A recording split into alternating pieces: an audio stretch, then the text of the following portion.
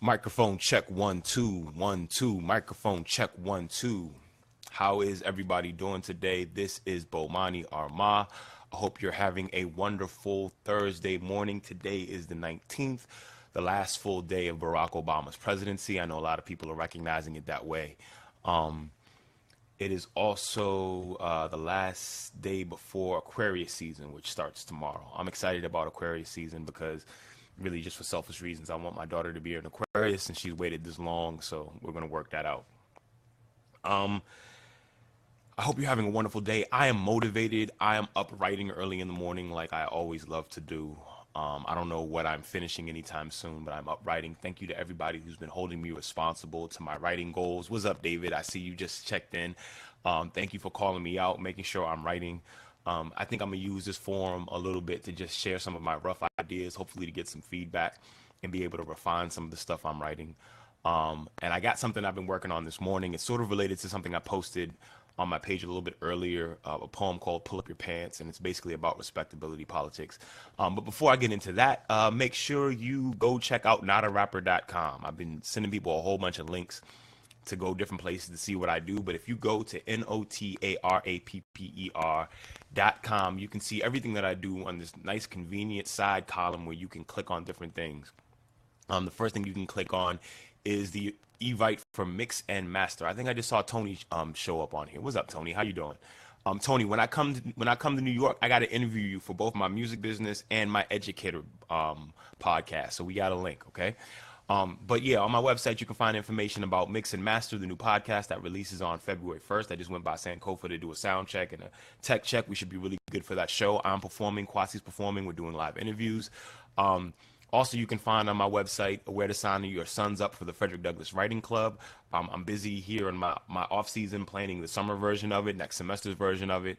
Thank y'all very much for supporting it. I had a great day yesterday doing interviews for the Baba Bomani Show. I interviewed a friend and colleague and great educator and great person, Ariana Ross from Story Tapestries. I will be posting that interview in about 2 weeks. Right now, you can still find my interview with Mazi Mutafa, and next week you can find my interview with Pat Cruz. I'm organizing a panel discussion about this Devos lady, the lady who's going to be in charge of the Department of Education. I'm looking for people who are free this Sunday, possibly to sit down and we go over the highlights of her hearing and talk about it. Yeah. I can't like spend all my energy and time discussing all the details of how and why Trump sucks, but I figure I can at least delve into his educational policy. When you come to DC, all right, that's perfect. We're gonna make that happen, Tony. And then also when you go to notarapper.com, you can find Urban Intellect Studios information. You can click on there, get more information about that. So just getting all the shameless self plugs out the way. And then I just wanted to get into this topic that's really like it literally got me up in the morning writing, using pen and paper. I'm trying to get better at that and typing it up. And it's come to me from a couple of different sources, this idea. It's an idea I've been talking about a lot, and that is just like the Trump era, like it's always been out of style. But more than anything, the Trump era needs to be the end of respectability politics. It needs to be the end of black people versus niggas. All right. I went back just to make sure I remembered this correctly. I went back and looked at Chris Rock's what was the name of the stand-up? The very first one he had that blew up, when he had that 8-minute segment when he went on about black people versus niggas. And I'm not even saying this to critique Chris Rock's take on it, because he's a comedian and it's his job to write provocative things. And he has said things since then that lets you know he understands the complexity of the issue.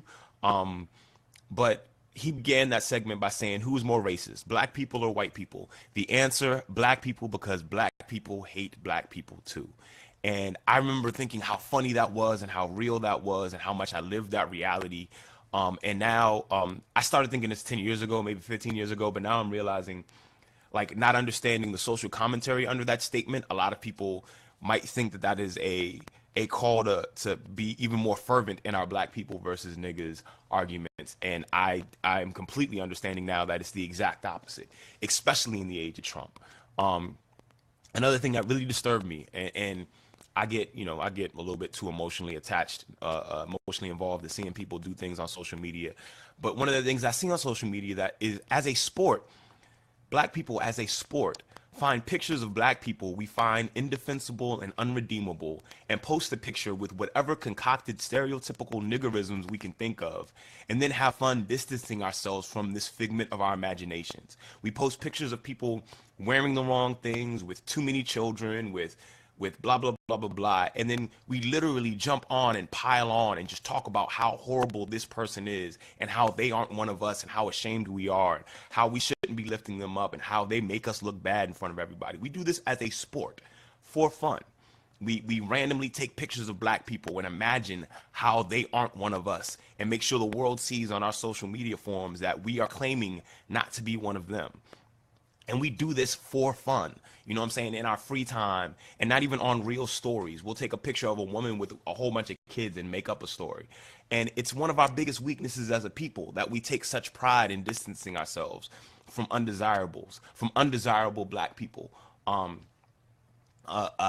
here's some of the notes that I wrote. I'm gonna read them. I'm gonna freestyle a little bit, and I would love your feedback on this, because I really think this is the next move of how we got to do this. And Trump is gonna force us to. I'm gonna get into this point, but like, Trump followers, no matter what you've accomplished, the people who believe in Trump, they look at you as a black person and say, what have you done about the South Side of Chicago? That's their thinking. They're thinking, hey, you're black, this is your issue too. And I honestly think, like, I'm not responsible for the South Side of Chicago, but I honestly think, like, what have I done for my people? But our response has been to try to make sure we tell them that those aren't our people. And it needs to be the exact opposite. One of our biggest weaknesses as a people is our unwillingness to protect, defend, and uplift the blemished black person. Since the end of slavery, we have internally used respectability politics to decide who we rally behind. Law enforcement has used everything from vagrancy, which is basically appearing to not have a job. Look up your history. In the 1910s, 1920s, the turn of the century, they made it illegal to not appear like you had a job. To drug dealing, that's the latest thing since the 60s, 70s, big time 80s and 90s. And drug dealing is basically being a willing participant in an economic transaction, right? They've used both of those things to justify draconian punishments that equate to a new revised style of slavery. Y'all have read Michelle Alexander. If you haven't, you need to. She summarizes this really well. But this idea of being the respectable black person that doesn't deserve bad things, this is why the mascot of the civil rights movement was Rosa Parks instead of Claudette Colvin. Look up Claudette Colvin. I'll probably post a link about her. It's why Garvey's whole movement could be demonized by something so petty and innocuous as mail fraud. It's one of the many reasons why many of our most famous freedom fighters are ministers, because of the inherent belief that men of the cloth are less fallible. It is why the movement by Elijah Muhammad in the Nation of Islam to reclaim black souls from prison while giving them political and nationalistic goals resonated with so many people and scared the hell out of the system. It's why Fred Hampton's movement of gangsters and hustlers was so much scarier to J. Edgar Hoover than Dr. King's movement of middle-class academics and clerics proving their worth to America by being on their best behavior. All right, they hated them too, but in comparison, you know what I'm saying? Like, don't organize the undesirables. And that was one of the big things about the civil rights movement. One of the things that, and part of me tries not to be judgmental, because the civil rights movements were were the point at the tip of a spear. They were going into uncharted territory. But one of the things the civil rights movement definitely did, and Michelle Alexander highlights this, is make sure it separated itself from the undesirable black people. People with criminal records, people who had children out of wedlock. Like, you had to be on your best behavior for us to prop you up. And that is a problem. That is problematic on a whole bunch of different levels. We should be on our best behavior. We should be, but for us, not for hopes and wishes of being accepted. We also misunderstand and misrepresent the patriotism of past generations. I haven't watched the movie Race. It's on HBO now. I think I will eventually. But I think we give young people the impression that Jesse Owens and his patriotic Olympic run was because his country had given him this sense of loyalty and admiration, when in fact, the reason we have been patriotic, we have been such lovers of our country in the past, is not because this country has deserved it. It has been a down payment on respect we hoped we would get later. All right. And that has been the strategy. So people point back and be like, you know how many people saluted and how many people, worked hard to represent blah, blah, blah, blah, blah. It wasn't because this country deserved it. It was, let us show them that we are worth their love and their admiration and their protection and their equal protection under the law. So don't give young people the impression that we've been giving patriotism because we owe it. It's been a good faith payment. All right. And then the system has taught us. Wait a minute. I'm looking at my notes here, and I'm not scrolling down on them. Right, here we go. The system has taught us to strive for their approval, and now takes full advantage and exploit us and convince us who is and who is not approvable. And then now they have us doing the job for them. All right. We have decided who is an approvable black person, and we go out of our way to stamp their approval or to reject them. We look at the black woman with multiple children by multiple fathers and get upset that it makes it harder for our oppressors to take us seriously. So we ostracize and denigrate her so they know that we disapprove of her, trying to make it so that they know that she's not one of us. We chant down the brother with his pants all the way down by his butt, with the probation officer ankle bracelet as one piece of jewelry and a pawn shop gold chain falling on their tatted bare chest as the other piece of jewelry, in an attempt to not have him claimed as one of us.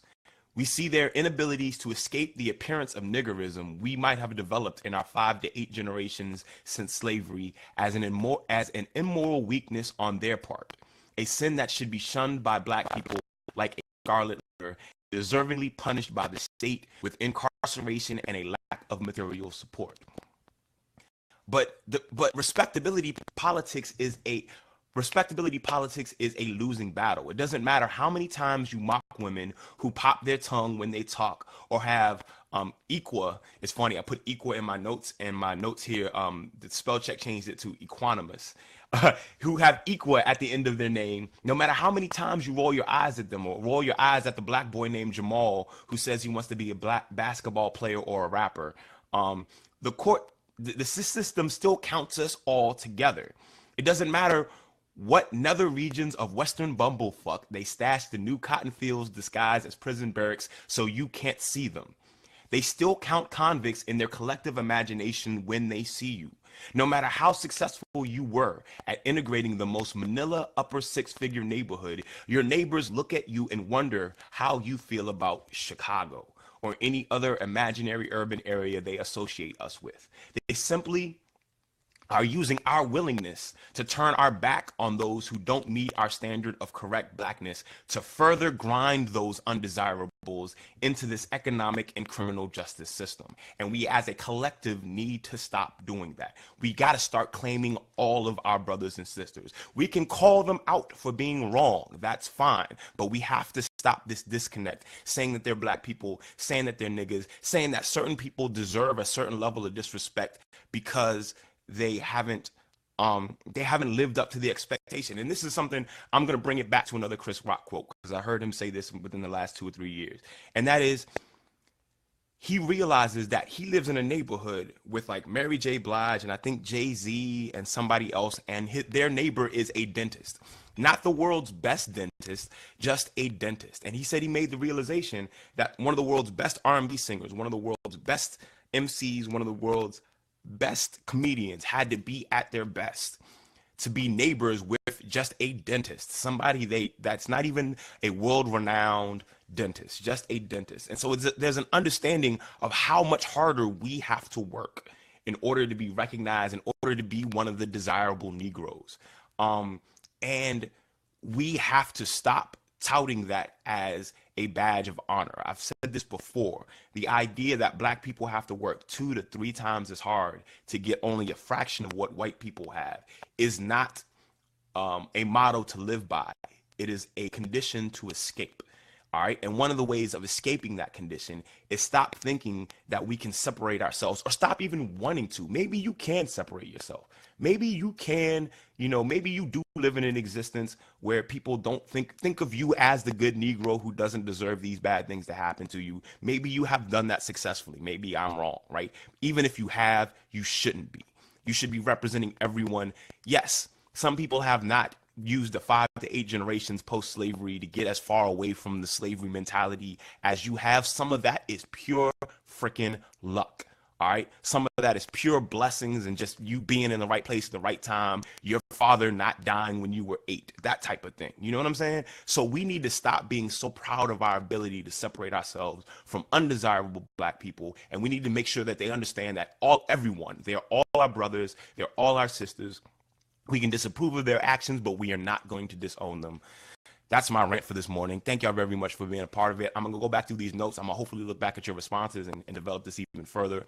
But I appreciate it. I hope you're motivated this morning. As you can tell, I am. I'm gonna get up and go to this plot to take over the world. Y'all have a great one. Peace.